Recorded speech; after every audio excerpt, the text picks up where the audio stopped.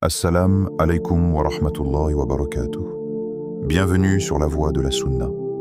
Mon frère, ma sœur, prends une seconde. Juste une seconde pour toi, pour ton cœur, pour cette petite voix intérieure que tu ignores peut-être depuis trop longtemps. As-tu déjà ressenti ce frémissement subtil, ce pressentiment étrange qui traverse le cœur sans prévenir? Cette impression que quelque chose d'important s'approche, non pas de l'extérieur, mais de l'intérieur. Une transformation silencieuse qui ne fait pas de bruit, qui ne se montre pas encore, mais qui t'appelle doucement, comme une lumière derrière une porte fermée. Il y a des moments dans la vie où l'on sent que quelque chose doit changer, mais tout autour de nous semble immobile. Les mêmes efforts, les mêmes prières, les mêmes espoirs, les mêmes blocages, et ce poids dans la poitrine, ce soupir que tu repousses encore et encore. Peut-être que tes projets n'avancent plus, peut-être que tes invocations montent chaque jour, mais les réponses semblent s'attarder. Peut-être que la vie te place dans un moment où tu ne vois plus clairement la sortie, où tout est flou, suspendu, incertain. Et pourtant, malgré tout ça, ton cœur ressent quelque chose, une vibration, un appel, une porte qui n'a pas encore tourné sur ses gonds, mais qui attend le bon mot, le bon moment, la bonne connexion pour s'ouvrir. Aujourd'hui, je vais te parler d'une invocation, une parole courte, douce, légère pour la langue, mais immense pour le cœur. Une invocation que le prophète aimait, une formule qui porte en elle une paix que beaucoup cherchent, une confiance que peu cultivent réellement. Et cette invocation est liée à un jour bien particulier. Un jour chargé de secrets, de lumière, de bénédictions. Un jour que beaucoup négligent, mais que le prophète honorait profondément. Oui, il y a un moment précis dans la semaine, un moment choisi, où cette invocation peut se faire entendre différemment, où elle peut toucher ton cœur d'une façon que tu n'as peut-être jamais goûtée. Je ne suis pas ici pour te promettre des miracles instantanés, ni pour enrober ta vie de mots faciles. Mais je vais te parler d'une vérité simple. Lorsque le cœur est sincère, lorsque la langue se souvient d'Allah, lorsque l'intention est pure, des choses invisibles commencent à se mettre en place. Pas à ton rythme, pas à celui du monde, mais au rythme parfait d'Allah. Et avant d'aller plus loin, écoute-moi attentivement. Si tu veux vraiment goûter la profondeur de ce rappel, si tu veux absorber chaque mot, chaque secret, chaque lumière qui se cache dans cette invocation, alors reste avec moi jusqu'à la fin. Je te le dis avec sincérité, une surprise spirituelle, un moment fort, t'attend à la dernière minute de cette vidéo. Quelque chose que ton cœur doit absolument entendre. Mais avant d'avancer, j'aimerais te demander quelque chose. Si ce rappel touche ton cœur, ne le garde pas pour toi. Abonne-toi maintenant à Voix de la Sunna. Pas seulement pour moi, mais pour toi, pour ta foi, pour alimenter ton cœur régulièrement avec des rappels qui te rapprochent d'Allah. Et ensuite, écris en commentaire une phrase ou un mot qui reflète ton état du moment. Ça peut être « Je fais confiance à Allah »,« J'attends le bien qu'Allah a prévu pour moi », ou même un mot simple « Espoir, paix, patience ». Pourquoi? Parce que parfois, un mot écrit au bon moment devient un acte d'adoration. Un mot que tu écris peut être une porte qu'Allah ouvre, et peut-être que quelqu'un, quelque part, lira ton commentaire et trouvera dans ton mot la force qu'il n'avait plus. Puis partage cette vidéo. Oui, partage-la. Peut-être qu'une personne, juste une, a besoin d'entendre ces mots plus que toi. Peut-être que ton partage sera une source de lumière pour quelqu'un qui vit dans l'ombre. Et maintenant, mon frère, ma sœur, approchons-nous du cœur du sujet. Tu vas découvrir une invocation qui apaise l'âme, éclaire l'esprit, fortifie la foi. Une invocation que le prophète aimait et qui peut devenir ton refuge, ton souffle, ton soutien. Une invocation liée à un jour que beaucoup négligent. alors qu'il porte une bénédiction immense. Entrons ensemble dans ce moment. Tu vas comprendre pourquoi ce lundi peut changer ton destin. Le lundi. Un jour choisi par Allah. Imagine un instant. Ce n'est pas un rêve, ni une scène inventée. C'est un moment simple de la réalité, mais qui porte un poids spirituel immense. Il est tôt, très tôt. Le lundi étire doucement ses premiers souffles. La lumière de l'aube n'est pas encore visible, mais on devine sa présence derrière l'horizon. La ville sommeille encore, les rues sont silencieuses, les voix se sont tuées, et même le vent semble hésiter avant de se lever. Et toi, tu es là entre tes mains encore humides des ablutions, ton cœur encore imprégné de la douceur de la prière du Fajr.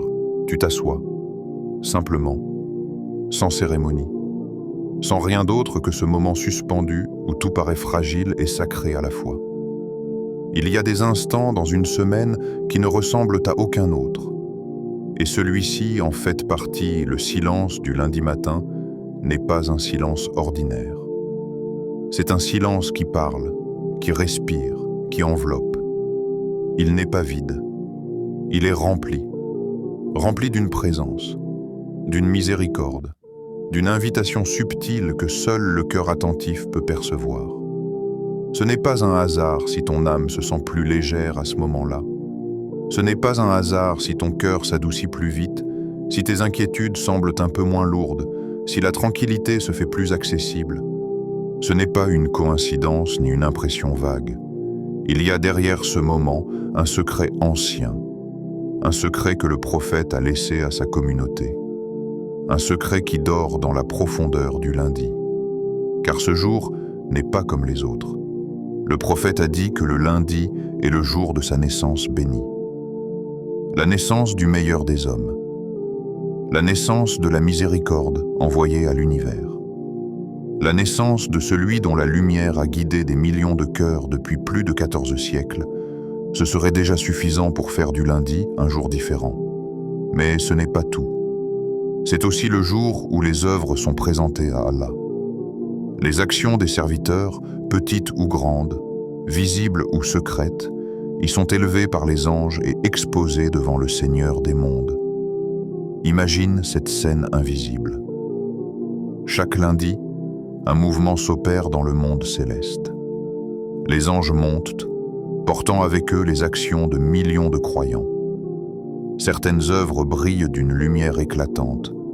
D'autres sont fragiles comme des feuilles, mais toutes sont présentées avec précision. Et parmi toutes ces actions, peut-être que se trouvent les tiennes, tes prières, tes efforts, tes larmes, tes repentirs, tes invocations dites dans l'obscurité d'une nuit où personne ne te voyait. Le lundi, le monde invisible se met en marche. Le lundi, les portes du bien s'ouvrent. Le lundi, les invocations ont un poids particulier, comme si elles trouvaient plus facilement leur chemin vers le trône. Ce jour porte en lui une intention divine, un choix céleste, une sagesse qu'Allah a placée dans la structure même du temps. Ce n'est pas seulement une date sur un calendrier, c'est un moment où la création entière semble respirer différemment. Un moment où le croyant sensible ressent que le ciel est plus proche, que la miséricorde est plus palpable, que la foi est plus accessible. Quand tu t'assois après Fajr un lundi matin, tu ne t'assois pas dans un simple instant. Tu t'assois dans un rendez-vous qui existait avant toi, qui existait avant ta naissance, un rendez-vous que le prophète honorait, un rendez-vous entre ton cœur et ton Seigneur. Peut-être que tu ne le réalises pas toujours, mais il y a des jours où Allah facilitait la connexion, où la lumière descend plus doucement, où la paix se dépose sur l'âme sans qu'elle comprenne comment le lundi est l'un de ces jours. Et si ton cœur est attentif, si ta langue est vivante, si ton intention est sincère, alors ce lundi pourrait devenir plus qu'un simple début de semaine. Il pourrait devenir un début de transformation, une réouverture des portes, une respiration nouvelle dans ta foi. Il y a des jours où la baraka circule dans des endroits que les yeux ne peuvent pas voir. Le lundi fait partie de ces jours-là. Un jour choisi, un jour particulier, un jour où Allah a donné aux croyants un espace pour revenir à lui avec douceur et profondeur. Alors lorsque tu t'assois dans le calme du lundi matin, tu n'es pas seul. C'est un moment où des milliers de croyants dans chaque coin du monde se lèvent, prient, invoquent, espèrent, se repentent. C'est un moment où le monde entier semble tourner plus lentement pour que ton cœur puisse parler. Le lundi n'est pas un lundi comme les autres. C'est une opportunité, une porte, un souffle divin déposé dans la semaine. Un instant où la miséricorde descend comme une pluie fine que seul le cœur attentif peut percevoir. Et si tu comprends la valeur de ce jour, alors tu comprendras pourquoi l'invocation que tu vas découvrir n'est pas un simple dhikr, mais un trésor caché dans la routine de ta semaine. L'invocation qui ouvre les issues. Il existe des mots qui guérissent, des mots qui traversent les blessures de l'âme et y déposent une paix que rien d'autre ne peut apporter. Des mots qui ne sont pas simplement prononcés, mais vécus, absorbés, portés. Le prophète nous a transmis une invocation qui contient en elle un univers complet de sens, un refuge, une lumière, un rappel puissant. Hasbi Allahu la ilaha illa huwa, alayhi tawakkaltu wa huwa rabbul arshil azim. Ce n'est pas une phrase, c'est une architecture spirituelle. Chaque mot est une clé, chaque segment est une porte. Chaque partie ouvre un horizon différent dans ton cœur. Commençons par les détails. Hasbi Allahu. Ces mots ne sont pas une simple affirmation. Ce sont une révolution intérieure. Lorsque tu dis « Allah me suffit », tu déclares que ton cœur ne s'attache plus au monde comme il le faisait avant. Tu annonces que ton âme renonce au poids qu'elle portait. Tu déposes ce qui t'écrasait. Tu affirmes que ce n'est ni ton intelligence, ni tes forces, ni les gens, ni les circonstances qui déterminent ta délivrance, mais Allah, uniquement Allah. C'est un renoncement. Un acte d'abandon lumineux. Un souffle où tu cesses de lutter contre ce qui te dépasse. Puis vient « La ilaha illa roi », cette phrase purifie. Elle enlève les illusions. Elle libère ton cœur des faux dieux que tu ne nommes pas mais que tu laisses t'habiter. La peur, l'attachement, les dépendances, les attentes envers les gens, l'inquiétude du futur. C'est comme si tu disais à ton âme « Rien ne dirige ma vie sauf Allah. Rien n'a de pouvoir sur moi sauf Allah. » Puis arrive « Alayhi tawakkaltu ». C'est l'acte du courage. Le geste invisible qui dit « Je marche ». Même s'il fait sombre, je fais ce que j'ai à faire, même si je ne vois pas encore le résultat. Le tawakkul n'est pas une simple confiance. C'est une discipline, une structure dans le cœur, une stabilité face aux tempêtes. C'est dire « je fais ce qui est entre mes mains, et pour ce qui n'est pas entre mes mains, je laisse Allah agir. » Enfin, « wa huwa rabbul arshil azim » C'est ici que tout se place dans sa juste dimension, le trône d'Allah, la création la plus immense, la plus colossale, la plus parfaite. Et celui qui gouverne ce trône est celui qui t'écoute lorsque tu récites ces mots. Quand tu prononces cette dernière partie, tu réalignes ta perspective. Tu comprends que celui qui organise les galaxies organise aussi ta situation. Celui qui maintient les cieux maintient ton cœur. Celui qui gouverne l'univers gouverne ton histoire. Cette invocation n'est pas un simple dhikr, c'est un recalibrage de l'âme, une reprogrammation du cœur, une libération intérieure. Lorsqu'elle est récitée 100 fois le lundi, elle agit comme un engrenage spirituel. Elle tourne, elle polit, elle nettoie, elle adoucit, elle renforce. Elle ne change pas le destin comme une formule magique. Elle change ton cœur pour accueillir le destin avec foi, patience et sérénité. Elle n'impose rien au monde. Elle transforme l'intérieur. Et quand l'intérieur change, le monde extérieur suit tôt ou tard.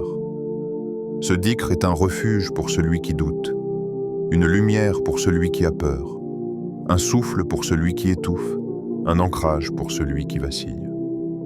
Lorsque tu dis cette invocation, tu n'es pas en train de réciter des mots. Tu es en train de te replacer à la bonne position dans ta vie, sous la protection d'Allah, sous sa sagesse, sous son regard.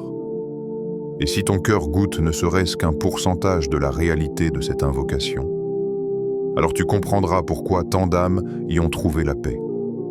Le tawakkul, la force des croyants. Le tawakkul, beaucoup en parlent, peu le vivent réellement. Ce mot, pourtant simple, contient une puissance qui dépasse tout ce que l'on peut imaginer. Ce n'est pas un concept abstrait, ni un idéal lointain. Le tawakkul, c'est une force silencieuse, invisible, mais capable de déplacer des montagnes que l'être humain croit immuables. Le tawakkul, ce n'est pas s'asseoir en attendant que les choses se fassent. Ce n'est pas dire « je laisse tout à Allah », tout en restant paralysé par la peur, l'inquiétude ou la paresse. Le prophète a donné à toute l'humanité une leçon d'un équilibre parfait entre action et confiance lorsqu'il a dit « attache ton chameau, puis fais confiance à Allah ». Cette phrase paraît simple, mais elle porte toute la philosophie du croyant. Attacher son chameau, c'est agir, c'est faire sa part, c'est préparer, avancer, chercher, tenter, corriger, recommencer. Puis vient la seconde étape, la plus difficile, celle où tu laisses ce que tu ne contrôles pas entre les mains d'Allah. Alors seulement tu deviens un croyant complet. Alors seulement tu comprends ce que signifie remettre sa vie à Allah sans abandonner l'effort. Pour comprendre le tawakkul, regarde l'une des scènes les plus impressionnantes de l'histoire humaine. Une scène qui n'a rien de symbolique, rien de théorique. Une scène réelle, intense, suffocante.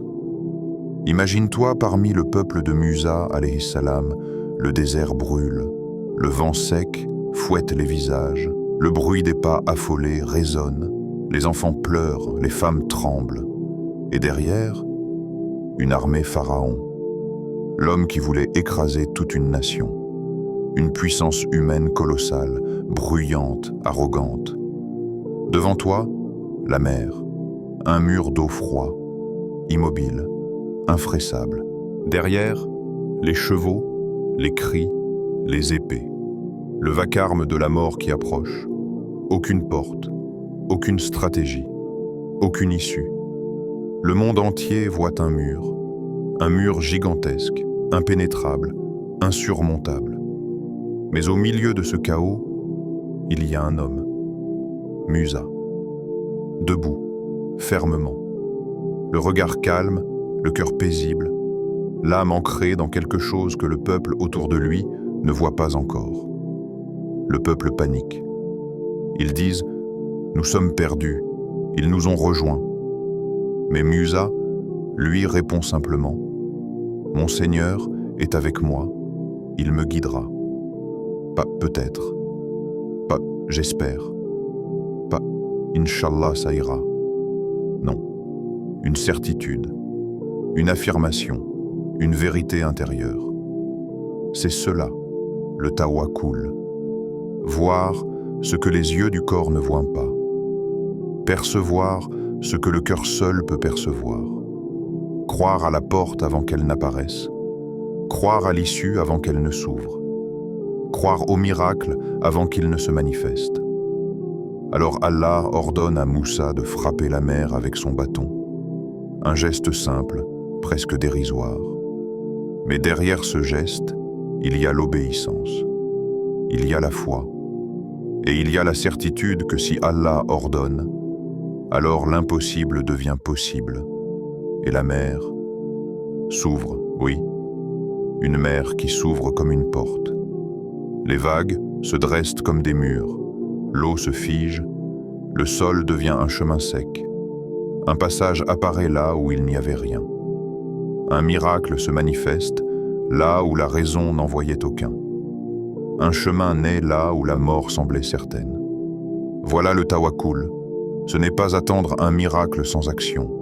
Ce n'est pas agir sans confiance. C'est marcher et laisser Allah ouvrir, c'est frapper et laisser Allah fendre. C'est avancer, même quand tu ne vois aucun passage. C'est dire au fond de ton âme, Allah est avec moi et cela me suffit. Et toi, quelle est ta mère? Une dette? Une maladie? Une solitude qui t'épuise? Un blocage qui dure depuis des années? Un cœur brisé? Une peur que tu caches? Un problème qui semble sans solution? Le tawakkul te dit, le monde voit un mur, mais Allah peut créer une porte dans le mur. Le monde voit une fin, mais Allah peut y placer un commencement. Le monde voit une impasse, mais Allah dit, celui qui place sa confiance en Allah, il lui suffira. Le tawakkul n'est pas une théorie. C'est une manière de marcher dans la vie, un style du cœur, une respiration, une posture spirituelle, une force que personne ne peut briser. C'est ce qui te rend solide quand tu es fatigué. C'est ce qui te rend stable quand tout tremble autour de toi. C'est ce qui te garde debout quand tu pourrais t'effondrer. Et quand tu pratiques cette confiance profonde, tu verras que même lorsque rien ne change autour de toi, quelque chose change en toi, et c'est ce changement-là qui attire les délivrances. C'est ce cœur-là qu'Allah soutient. C'est ce tawakkul-là qui ouvre les mers. Comment pratiquer ce rappel ce lundi? Tu n'as pas besoin de rituels compliqués. Tu n'as pas besoin d'un long discours. Tu n'as besoin de rien, sauf d'un cœur sincère et d'un moment d'arrêt dans ta semaine. Le lundi est un cadeau, et ce rappel est une clé. Voici comment le vivre, vraiment. 1. Choisis un moment calme. Le moment idéal, juste après Fajr. À cet instant, le monde s'est encore endormi, les obligations n'ont pas commencé, les pensées ne se sont pas encore éparpillées. C'est dans ce silence-là que les cœurs se réveillent le mieux. Assieds-toi. Laisse tes épaules s'abaisser. N'aie pas peur du silence. Il est ton allié, c'est dans ce calme que tu commences à sentir que ce moment n'est pas comme les autres. Tu te sens accueilli par la paix. Il n'y a rien à prouver, rien à forcer. Tu es simplement là, entre les mains d'Allah. 2. Assieds-toi dans un endroit paisible, pas besoin d'une ambiance parfaite. Ton lit, un tapis de prière, une chaise, peu importe. Ce qui compte, c'est que ton cœur se sente en sécurité. Ferme les yeux, respire. Une longue inspiration, une lente expiration. Et rappelle-toi silencieusement, je suis entre les mains d'Allah. Cette phrase, avant même de commencer le dhikr, commence déjà à assouplir ton cœur. 3. Récite lentement. Hasbi Allahu la ilaha illa huwa. Ne la récite pas comme un devoir à terminer, récite-la comme un trésor à goûter, une fois, puis une deuxième, puis une troisième. À chaque répétition, imagine une tension quitter ton corps, une charge s'éloigner, un poids se dissoudre. Tu ne récites pas seulement un dhikr, tu dialogues avec ton âme. À la 10e fois, ta respiration se transforme. À la 20e, ton esprit se calme. À la 30e, ton cœur commence à s'ouvrir. À la 50e, tu te sens différent. Et à la 100e, quelque chose s'installe, une lumière subtile. Une paix que tu n'avais pas remarquée. Une présence douce. Ce n'est pas visible, mais c'est réel. 4. Ne cherche pas le miracle immédiat. Tu n'es pas en train d'utiliser une formule magique. Tu es en train d'éduquer ton cœur, de l'entraîner, de le purifier, de l'habituer à revenir vers Allah. Ne dis pas « rien n'a changé ». Pose-toi plutôt la question « qu'est-ce qui a changé en moi ?» La vraie transformation commence là, dans ce silence, dans ce moment vulnérable où tu t'abandonnes complètement à Allah. 5. Recommence chaque lundi. Tu n'as pas besoin d'une heure. Tu n'as pas besoin d'un long rituel. Même 5 minutes suffisent. 5 minutes de sincérité peuvent être plus lourdes que 50 minutes de distraction. Le secret n'est pas dans la quantité. Il est dans la constance. La répétition crée l'intimité. L'intimité crée la paix. Et la paix attire les réponses d'Allah. Répète. Reviens. Recommence. Chaque lundi, laisse chaque semaine ajouter une goutte de lumière dans ton cœur. Et un jour, tu te réveilleras et tu comprendras que ce simple dhikr t'a changé doucement, profondément, silencieusement. Témoignages et leçons. Au fil de mes rencontres, j'ai compris une chose. Le dhikr n'est pas seulement une parole que l'on répète, c'est une histoire que l'on écrit avec Allah, une relation que l'on construit avec patience, une porte que l'on frappe jusqu'à ce qu'elle s'ouvre, même légèrement. Et parmi toutes les histoires que j'ai entendues, certaines m'ont profondément marqué. Pas parce qu'elles contiennent des miracles éclatants ou des changements spectaculaires, mais parce qu'elles montrent comment un cœur sincère peut se transformer, se renforcer, se relever grâce à quelques mots prononcés avec foi. Je me souviens d'un frère que j'ai rencontré après une conférence. Son visage exprimait d'abord la fatigue, celle de quelqu'un qui porte un fardeau depuis trop longtemps. Il m'a raconté son parcours. Des mois sans travail, des portes qui se fermaient les unes après les autres. Chaque demande d'emploi devenait une déception de plus. Chaque espoir se transformait en silence. Puis un jour, il a entendu parler de ce dhikr. Il n'avait rien à perdre, mais tout à espérer. Alors il en a fait son rendez-vous du lundi, pas pour tester Allah, non, mais pour apaiser son cœur qui commençait à se fissurer. Il répétait les mots doucement, sans foi, puis reprenait sa semaine. Et pendant 5 lundis, rien n'a changé extérieurement. Mais intérieurement, tout changeait. Il me disait, je n'avais plus peur du téléphone qui ne sonnait pas. Je n'étais plus écrasé par l'attente. Je me sentais porté par quelque chose. Puis un matin, sans prévenir, un appel est arrivé. Un poste qu'il n'avait même pas demandé, une opportunité meilleure que celle qu'il avait espérée. Il m'a regardé droit dans les yeux et m'a dit « Ce n'est pas le travail qui m'a le plus touché. C'est la preuve qu'Allah ne m'avait jamais lâché. » Ce témoignage n'est pas unique. Il résonne comme un rappel. L'aide d'Allah arrive toujours, mais rarement de la manière dont on l'imagine. Un autre jour, j'ai rencontré une sœur. Elle avait longtemps prié pour un mariage pieux. Les années passaient, les propositions venaient et repartaient, et la solitude commençait à peser. Elle priait, mais son cœur se remplissait de doutes, comme si son rêve s'éloignait de plus en plus. Un lundi matin, elle a commencé ce dhikr. Elle le récitait sans chercher un signe immédiat. Elle voulait simplement retrouver la paix, retrouver la confiance, retrouver la certitude qu'Allah ne l'avait pas oubliée. Au bout de quelques semaines, elle rencontra un homme à la mosquée. Pas dans un groupe, pas dans un événement, simplement à la sortie d'une prière, dans un moment où elle ne s'attendait à rien. Elle me raconta, en souriant, « Allah ne m'a pas seulement donné un époux pieux, il m'a donné quelqu'un qui connaît le poids de l'invocation. Ce n'était pas le hasard. C'était le timing parfait d'Allah, celui qui dépasse nos logiques et nos calculs. » Puis il y a cette personne malade. Pas une maladie spectaculaire, pas une douleur visible, une maladie intérieure, lente, épuisante, qui ronge l'énergie et les pensées. Les médecins faisaient ce qu'ils pouvaient, mais la guérison semblait loin. Elle aussi avait entendu parler du dhikr.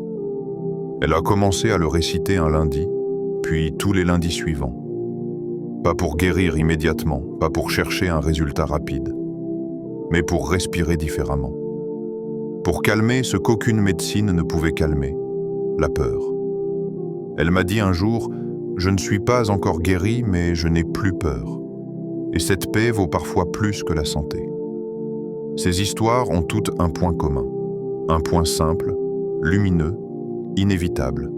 Le résultat appartient à Allah, mais la paix intérieure appartient au dhikr. Et si tu regardes bien autour de toi, tu verras que les personnes les plus apaisées ne sont pas celles qui ont tout. Ce sont celles qui ont appris à déposer leurs soucis entre les mains d'Allah. Elles ne récitent pas pour obtenir. Elles récitent pour être plus calme, être plus proche d'Allah, être en paix. Ce dhikr n'est pas un raccourci vers un miracle. C'est une école. Une école où l'on apprend à respirer autrement, à regarder autrement, à vivre autrement. Une école où l'on découvre que rien n'est plus beau qu'un cœur qui repose sur Allah. Et si certaines personnes voient qu'il y a un résultat rapide, d'autres voient un résultat lent, doux, profond, un changement intérieur, une force nouvelle, une lumière silencieuse, un apaisement que rien ne peut acheter. Ces témoignages ne sont pas là pour te dire « toi aussi tu vas recevoir exactement la même chose ». Non, ils sont là pour te dire « Allah n'oublie aucun cœur sincère. Mon frère, ma sœur, je voudrais que tu t'arrêtes juste un instant. Pas pour réfléchir, pas pour analyser, juste pour écouter. Écouter avec ton cœur. Parce que ce que je vais te dire maintenant ne s'adresse pas à ta logique, ni à ta raison, mais à cette partie de toi qui pleure quand personne ne te voit, qui doute quand tout semble immobile, qui espère alors que tout paraît fermé. Tu n'es pas oublié. Tu n'as jamais été oublié. Tu n'as jamais été invisible devant Allah. Chaque larme que tu as versée, il l'a vue. Chaque prière prononcée dans le noir, il l'a entendue. Chaque soupir que tu croyais insignifiant, il l'a enregistré. Ton Seigneur ne t'a jamais abandonné. Même lorsque tu as eu l'impression de marcher seul, il était là. Même quand tu ne comprenais plus rien, il te protégeait de choses dont tu n'avais même pas connaissance. Il n'y a rien que tu aies traversé en vain.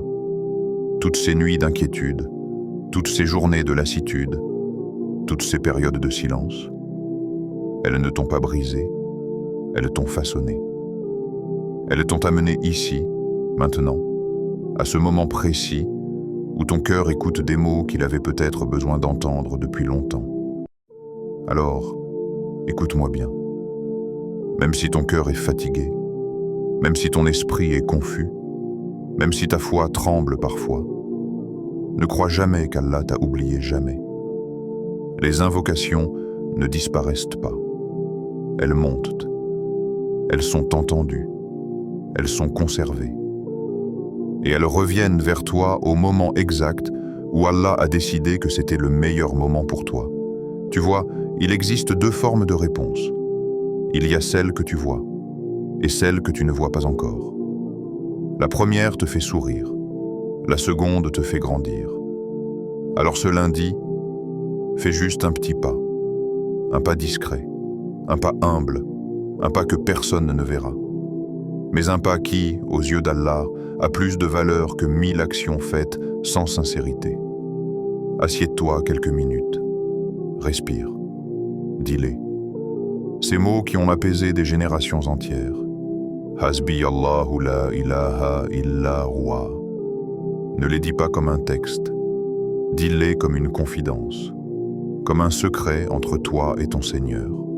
Comme une main que tu tends vers celui qui ne te repousse jamais. Et ensuite, laisse Allah écrire la suite de ton histoire. Toi, tu ne sais pas où tu vas. Mais lui, il sait exactement où il te mène. Toi, tu vois un fragment, lui, il voit l'ensemble. Toi, tu vois l'étape. Lui, il voit le chemin entier. Fais confiance. Relâche ce que tu ne contrôles pas. Dépose ton fardeau et marche. Tu n'es pas seul. Tu ne l'as jamais été. Et tant que tu continues à invoquer Allah, tant que tu continues à revenir vers lui, tant que tu continues à dire ces mots avec sincérité, il y aura toujours une ouverture, toujours une lumière, toujours une réponse. Même si elle met du temps, même si elle arrive autrement, même si elle prend une forme que tu n'avais pas imaginée. Le cœur qui dit « Hasbi Allahu » n'est jamais abandonné. Jamais. Alors mon frère, ma sœur, récite, respire, aime Allah et laisse le s'occuper du reste.